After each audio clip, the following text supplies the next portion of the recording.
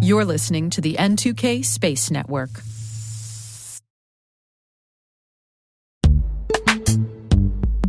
This episode is brought to you by Palo Alto Networks, the leader in cybersecurity. As AI-driven attacks increase, organizations can't afford to have network security that's stuck in the past. Discover how Palo Alto Networks can help you predict what's coming and proactively secure against it with a zero-trust, AI-powered network security platform built to secure whatever, whenever, wherever. To learn more, visit paloaltonetworks.com/network security platform.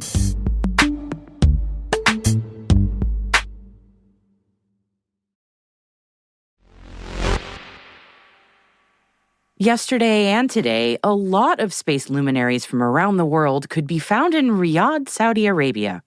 It was the inaugural Space Debris Conference that was being held there. And not that there's any doubt from us at all, but indeed, space debris is a big enough issue that it requires its own international conference. And the cast of international players at the forefront of this issue and global space concerns in general continues to expand.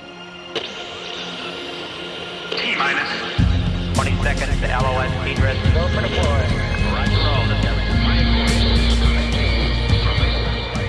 Today is February 12th, 2024. I'm Maria Varmazis, and this is T-minus.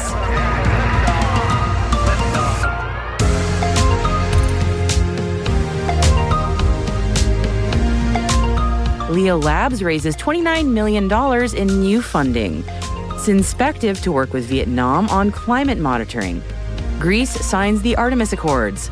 And our guest today is Bryce Kennedy, President of the Association of Commercial Space Professionals. And Bryce will be talking about his upcoming boot camp in Albuquerque. And stay tuned if you want a discount code to join him for that. All this and more. Stay with us.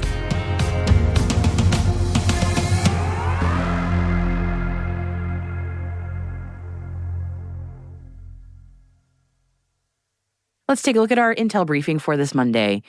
Space traffic management company LeoLabs has raised $29 million in new funding to support commercial and government customers.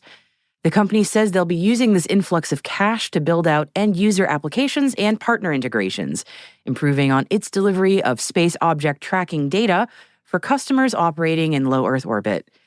The new investment round for LeoLabs was led by GP Bullhound.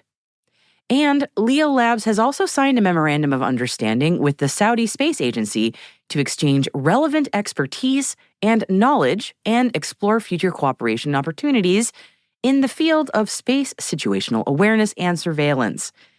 Now, this just happened on the sidelines of the Space Debris Conference that we mentioned at the top of the show. It was a 2-day event organized by the Saudi Space Agency, and it just concluded today in Riyadh, Saudi Arabia. The conference brought together global voices to discuss the growing, urgent challenge of space debris, and it's also a great platform for Saudi Arabia to shine a spotlight on its own growing space industry. New Zealand has opened the Tawaki National Aerospace Centre and a new runway at Kaitoriti. According to the press release, the new infrastructure coupled with technical support aims to supercharge Aotearoa's fast-growing aerospace sector and help meet international demand. Dawn Aerospace, Kea Aerospace, and US-based Wisk Aero operate out of the site, and it's hoped that the new runway will allow them to be able to conduct horizontal space launches and stratospheric flights from the new facilities. The new runway and planned hangar facilities were funded by a $5.4 million grant from the New Zealand government's Regional Strategic Partnership Fund. Japanese Earth observation company Synspective has signed an agreement with the Ministry of Natural Resources and Environment of Vietnam and Fujitsu Vietnam. The collaboration aims to advance the application of satellite remote sensing technology in monitoring natural resources and the environment, preventing natural disasters, and fostering economic development in Vietnam. Vietnam is actively enhancing international cooperation and investment in climate change monitoring. This includes developing systems for image data collection, databases, and applications. The country's goal is to mitigate the impacts of natural disasters and leverage space science technologies for socioeconomic development by 2030. And Greece has become the 35th country to sign the Artemis Accords. NASA Administrator Bill Nelson participated in a signing ceremony on Friday with Greece's Foreign Minister Yorgos Geropetrides. Nelson said at the ceremony that the U.S. and Greece are longtime partners and friends, and we're excited to expand this partnership in the cosmos. Together, we are shaping the future of cooperation in space for the Artemis generation. And the U.S.-led Artemis Accords aim to support safe, peaceful, and prosperous activities in space. NASA says it has received both radio frequency and near-infrared laser signals from its Psyche spacecraft as it travels through deep space. The signals were received by a 112-foot radio frequency optical hybrid antenna called Deep Space Station 13. NASA says the demonstration shows that it is possible for the giant dish antennas of NASA's Deep Space Network, which communicate with spacecraft via radio waves, to be retrofitted for optical or laser communications. That is very cool. NASA's Deep Space Optical Communications, or DSOC technology demonstration, aims to pave the way for higher data rate communications in support of humanity's next giant leap, sending humans to Mars. The Mass Challenge Startup Accelerator Program has selected 2 companies to fund microgravity research in space. Symphony Bio and Fluxworks will be sending their research to the International Space Station's National Lab. Symphony Bio will be using the orbiting lab to develop a new cancer treatment that harnesses the immune system to fight tumors and prevent them from spreading. And Fluxworks aims to develop and commercialize non-contact magnetic gearboxes for use in extreme environments in a wide range of applications. The company's research will be funded by Boeing and the Center for the Advancement of Science in Space, also known as CASES. The U.S. government and Illyria recently conducted the first demonstration of the hybrid space architecture and combined joint all-domain command and control concept. Both efforts seek to internetwork commercial and/or government communications-equipped assets across land, air, sea, and space to create mesh networks that are impossible to disable. Illyria's space-time network orchestration software program was used to operate a multi-vendor, multi-operator, multi-orbit SATCOM network across secure Department of Defense and multiple commercial provider locations. According to the press release, realizing both capabilities ensures resilient, secure, and low-latency data communications networks anywhere on the globe.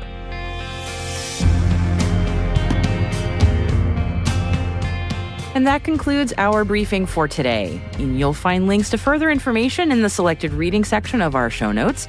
And we've included today's announcement from Starlab Space on their new leadership team. Hey T-Minus crew, every Monday we produce a written intelligence roundup. It's called Signals and Space. So if you happen to miss any T-Minus episodes, this strategic intelligence product will get you up to speed in the fastest way possible. It's all signal, no noise. And you can sign up for Signals and Space in our show notes or at space.n2k.com.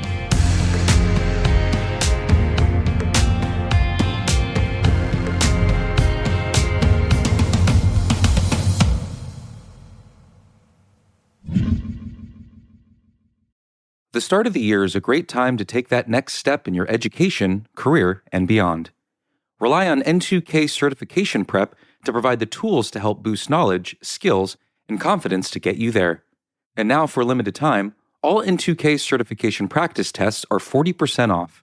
Visit n2k.com/certify and use promo code N2KVDAY.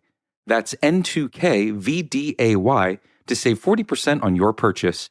That's n2k.com/certify with promo code N2KVDAY. Offer ends Monday, February 19th. Happy learning.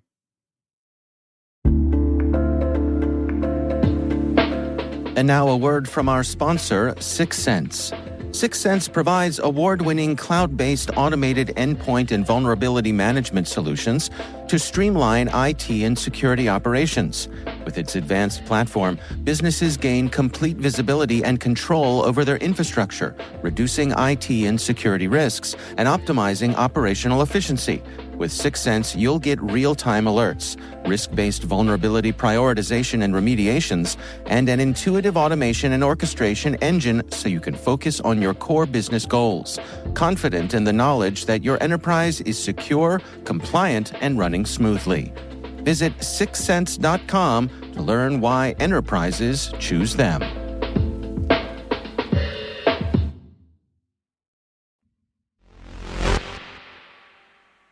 Our guest today is returning friend of the show, Bryce Kennedy, president of the Association of Commercial Space Professionals. And I asked Bryce to tell us more about an event he has coming up to help space startups navigate the regulatory regime. We're holding a boot camp March 4th through the 7th in Albuquerque, and we're bringing a bunch of subject matter experts to help space companies and people entering the market navigate the regulatory scheme, which is one of the largest points of failure for commercial space success. And these boot camps have never been done. Outside of our organization, we're focusing on 3 parts: on education in the morning and training. Second part is application, which we find is super important. And then the third part is advocacy, to allow companies and, again, people to understand how they can advocate for their own business and reach different agencies on the Hill. So it'll be a really interesting boot camp, this one. We've mixed it up a little bit. So folks who want to attend, who haven't already signed up, they go to your website. Which they head over to? Yes, acsp.space, and then go under training, and then you'll see the March boot camp, or just scroll down on the main website. We would love to offer a discount code to anyone listening to 15% off, ACSP 15. And please sign up. It's a really great time. It's one of the few opportunities, and we developed it this way, where networking is super intimate with very, I don't know if important is the right word, but impactful people in the industry. And so I encourage students and anyone, one of the things that I think ACSP does right is, if you can't afford it, or it's just not in the, whatever the reason is, please reach out to us. We always accommodate. We always make sure that no matter what your situation is, we will get you there in some fashion. So please don't let the price tag be the barrier. That's so great. And that really speaks to the mission, honestly, and it's important. So kudos to you all. That's really wonderful. This is not the first boot camp. I'm trying to remember. Your organization does them in DC as well. Am I remembering that correctly? Yeah. So this one focused on export compliance. We did this one last year in Albuquerque too. Air Force Research Labs came to us, and the whole nexus was two parts. When I was working for the law firm, we were seeing a lot of commercial space startups fail because they didn't understand the regulatory. And then Air Force Research Labs, their SBIR awardees were failing at a massive rate because they didn't know how to do government contracting or export compliance. And they're like, we got to figure this out. So that's where the original boot camp came. But then we got a lot of feedback that many companies didn't understand. They're like, okay, cool. I understand the need to, build out a licensing regime or export compliance control program, all this other stuff. But how do I talk to agencies? So we went to DC. We brought people in from the Hill, and again, another round of subject matter experts.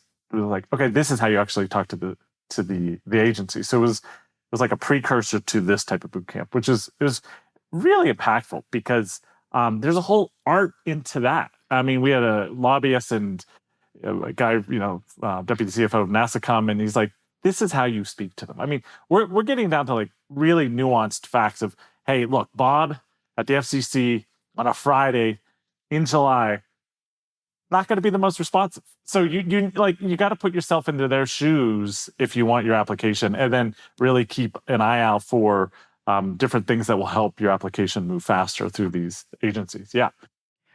A lot of that knowledge is passed on this way. Honestly, it's that or the really hard school of hard knocks, which that's great that information is being shared, because otherwise, I mean, those barriers are awfully high, unnecessarily so sometimes. Yes, unnecessarily, especially if the U.S.'s position itself as a leader in commercial space.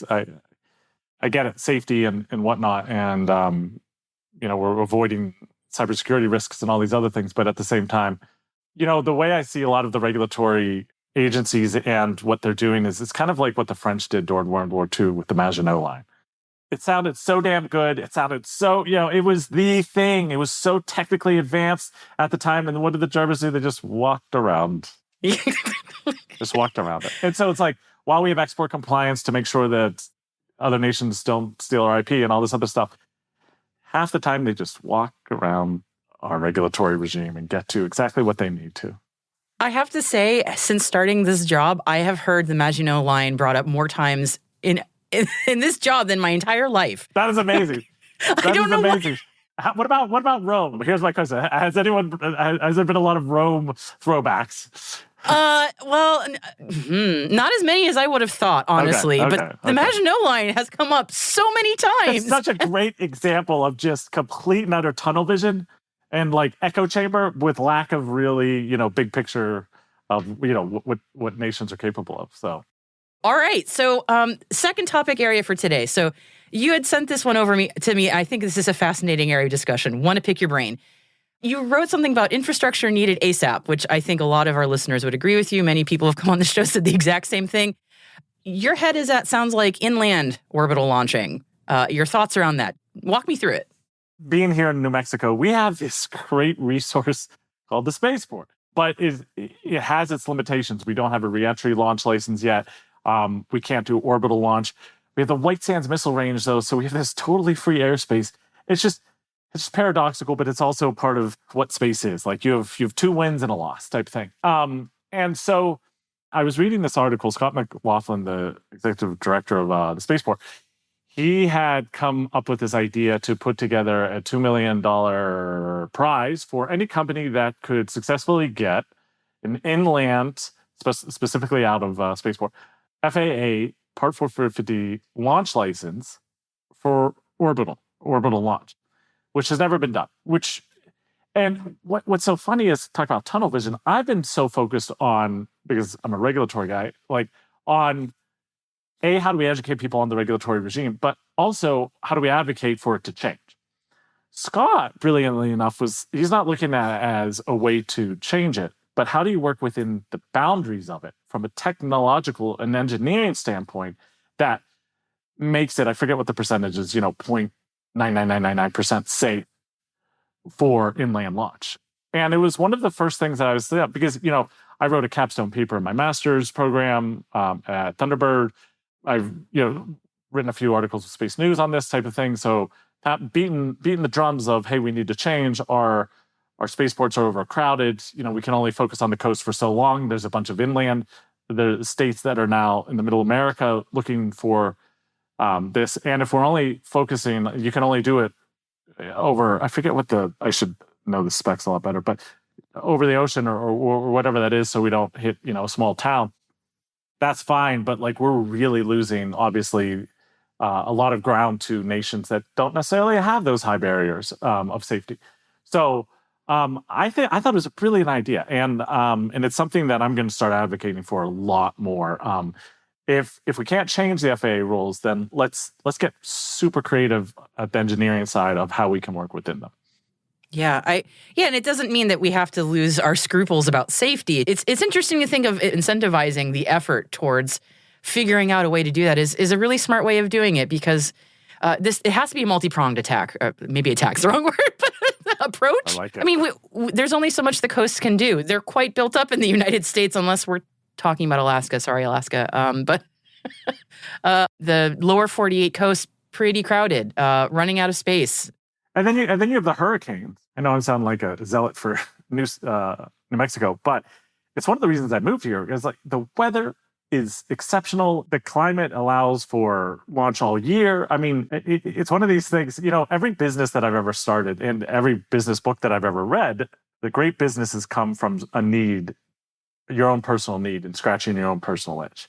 And every time I've ever started a business like my executive coaching company, it started because there was something so stupid in the industry that I just couldn't overlook it. I was like, I remember when I was a lawyer and we were working like 100 hours a week, and I noticed all the mental anguish that we were all experiencing. I was like, this is a stupid way to live. This is dumb. And it really bothered me to the point where I was like, I quit, and then I started my own company. But this is the same thing that I'm now facing or looking at with spaceport and inland launch. I'm like, this is dumb that we're not doing this. Like, and we're relying on two areas of the country that are very small piece. It bothers me. And so that's why I know it's a really good idea. Yeah. Spaceport America, it's right there. Yeah, it's already there. Come on. It's just, yeah, I know. Come on, I get it. Yeah, and other parts of the country, which I would love to see spaceports built in, like weather is definitely a concern. I'm really excited about the idea of one being in Maine, but I mean, I'm in New England. Our weather's not great. Like it's not. That's going to be a challenge. Even for the eclipse that's coming up, it's like, yeah, I have no hopes of seeing that because it's always cloudy. Is it that bad? I mean, it's been gray for like a solid month where I live, so it's been. I'm from Pittsburgh, and it was gray, dark gray. Gets in your soul. It's like that, but worse. Is further north you go. Oh. It's just. I'm sorry. Nah, it's fine. Seasonal depression is. I'm just used to it now. Yeah. It's just here all the time. So yeah, we've got the spaceport. I know my producer Alice is like with you 1,000%. She's like, it's right there. So when she's going to be listening to this later, she'll be nodding her head vigorously. Okay, like, good. yes. Yeah, New Mexico is gorgeous and beautiful, and certainly Spaceport America is right there. So would be amazing. And goodness, the airspace too. So I hope the right people are hearing you, and certainly you're going to be leading a big charge on this. So looking forward to hearing more about how that's going. I don't know if I mentioned, but yeah, we so ACSP was awarded to lead the Space Valley Coalition of New Mexico. Oh, so, congratulations! Yeah, hey, that's why this is really ramped up in a different way, because we're a consortium that is bringing together a lot of the space communities in different organizations in New Mexico to focus, so we can really move the needle in a bigger way. And yeah, ACSP was awarded that grant as part of the Build Back Better fund. So that is why this is top of mind. Oh, well, that's awesome. Well, watch the Space Valley. More stuff's going to be coming from that amazing part of the country. So absolutely. That's awesome. Bryce, anything else before we close out for today? That is it. Just remember, if you guys are interested, ACSP 15 for the code to the boot camp. And like I said, if there are any hurdles personally, or I had one guy, and it worked out really well, from the International Telecommunications Union, the ITU. He reached out. He's like, the bureaucracy is so hard that I will not be able to get a ticket in time and get it covered. Would you mind giving me a free ticket? And I was like, absolutely. And, I understand bureaucracy. Because of that, he is now one of our speakers, and he's flying in from Geneva to talk about the ITU and then the mystery shrouded behind it in terms of the regulatory thing. So it's like, to me, the more we really help each other, help move the needle and ball forward, whatever example we want to give that. Maginot Line, something or other. How we can cross the Maginot Line together. Line. There you are. The more space will be. So that's it. Amazing. Now, okay, next month I want to talk about Rome somehow. I want to talk. We need to bring. I get to bone up on that. Oh, I'm in. I'm so in on that. Okay, let's do it. All right, next month it is. All right. Thanks, Bryce. Thank you, Maria.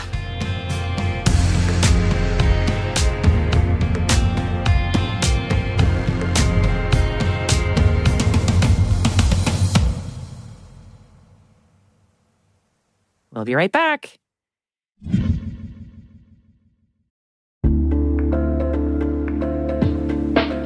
And now, a word from our sponsor, SpyCloud, the cybercrime analytics leader. SpyCloud disrupts cybercrime by telling you what criminals know about your business and your customers, so you can take action to prevent ransomware, session hijacking, account takeover, and online fraud. SpyCloud constantly recaptures and analyzes new data from the criminal underground, including credentials, session cookies, and PII siphoned from malware-infected devices. With knowledge of the specific exposed data criminals have in hand from InfoStealer malware on managed and unmanaged devices, security teams can respond with a more efficient and effective process called post-infection remediation that fits seamlessly into existing incident response frameworks. Get SpyCloud's post-infection remediation guide outlining the 7 steps for preventing a malware infection from becoming a full-blown ransomware incident. Visit spycloud.com/cyberwire. That's spycloud.com/cyberwire. And we thank SpyCloud for sponsoring our show.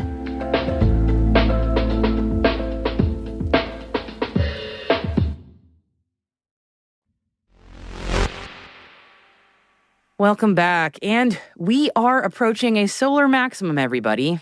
Our local star goes through its own cycle of activity every 11 years, and we are hitting its zenith of activity next year.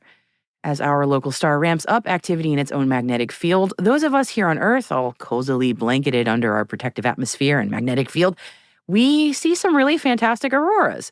And when a really big solar flare swells, well, those can be so disruptive that even our planet's magnetic field isn't quite enough of a shield.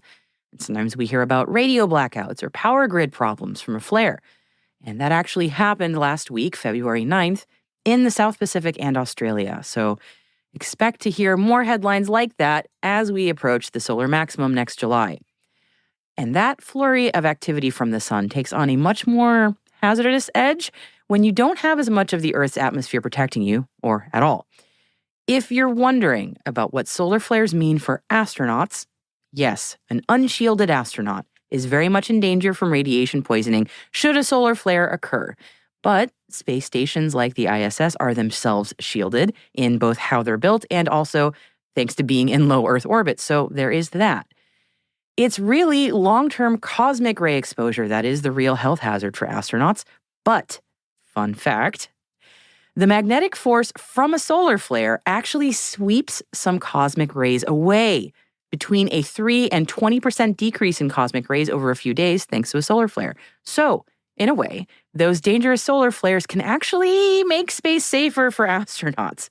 This phenomenon is called a Forbush decrease, and there is some thinking that timing interplanetary missions to occur during a solar maximum could help give a tiny bit of extra protection to astronauts who are way outside of the protection of low Earth orbit. It wouldn't be a lot, and certainly interplanetary astronauts will need a lot heftier shielding than hoping for a solar flare. But in the harshness of space, I suppose every bit counts.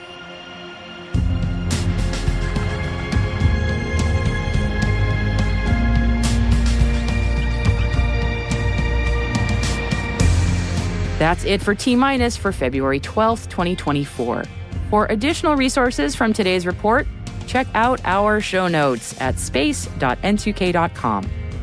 And we'd love to know what you think of this podcast. You can email us at space@n2k.com or submit the survey in the show notes. Your feedback ensures that we deliver the information that keeps you a step ahead in the rapidly changing space industry. We're privileged that N2K and podcasts like T- are part of the daily routine of many of the most influential leaders and operators in the public and private sector, from the Fortune 500 to many of the world's preeminent intelligence and law enforcement agencies. N2K Strategic Workforce Intelligence optimizes the value of your biggest investment, your people. We make you smarter about your team while making your team smarter. Learn more at n2k.com. This episode was produced by Alice Carruth, mixing by Elliot Peltzman and Trey Hester, with original music and sound design by Elliot Peltzman. Our executive producer is Jen Iben. Our VP is Brandon Karpf. And I'm Maria Varmazes. Thanks for listening. We'll see you tomorrow.